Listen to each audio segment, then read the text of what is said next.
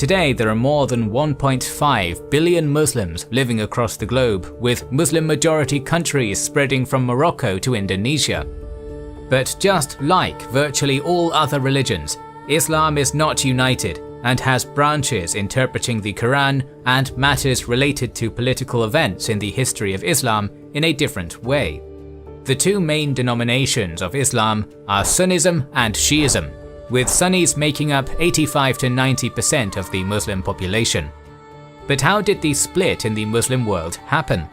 In today's video we're going to talk about the schism in Islam, the emergence of Sunni and Shia Islam, and the effects it had on the Caliphate and beyond. We need to start our story with Ali ibn Abi Talib, one of the most important people in the history of Islam. Ali was born in Mecca in the powerful Hashimi clan and was a cousin of the Muslim prophet Muhammad. They had a strong bond, as Ali's father had raised Muhammad when he became orphaned, and later Ali would live in Muhammad's household.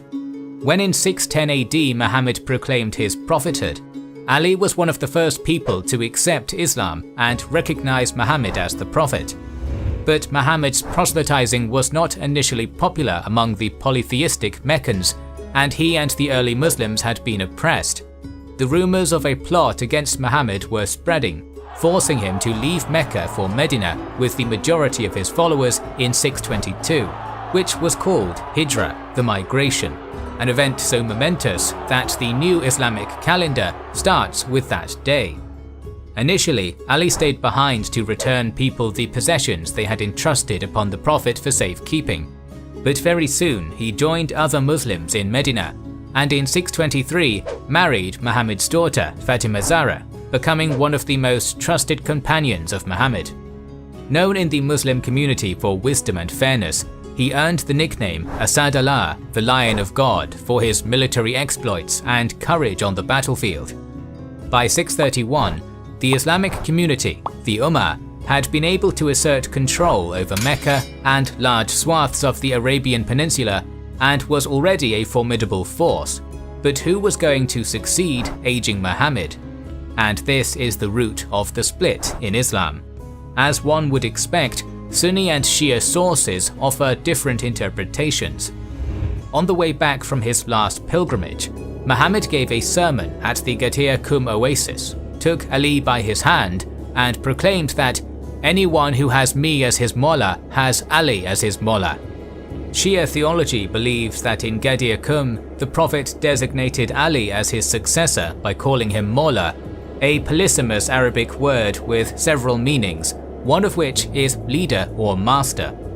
Sunnis believe that the Ghadir Qum episode was merely a proclamation of affinity of the Prophet to his loyal companion and son-in-law, and interpret the word Mawla using its second definition, a friend. Another important episode in the succession dispute between the Sunni and Shia theologies is connected to the so-called pen and paper episode. This is considered a genuine hadith, as both Sunni and Shia theologians accept it, but interpret it differently.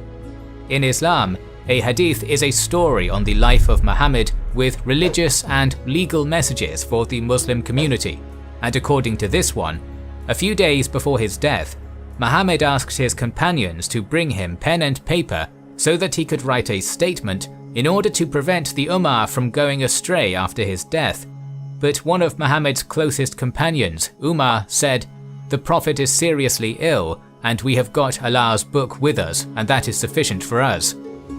This led to a loud dispute in the room in the presence of Muhammad, who got unhappy and called everyone to leave. It is still unclear what the Prophet wanted to write. Shias claim that he intended to designate Ali as his successor, but there's no way to determine this.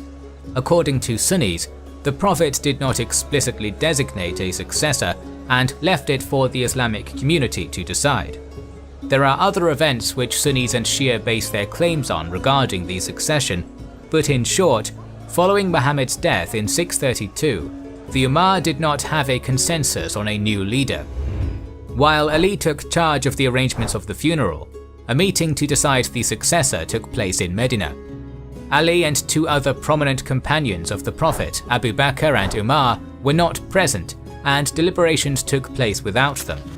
In fact, the majority of those present were the Muslims residing in Medina, who welcomed Muhammad or were converted later, while very few of those who went on a hijrah from Mecca to Medina with Muhammad were there. Abu Bakr and Umar rushed to the meeting and took charge of the process in Ali's absence,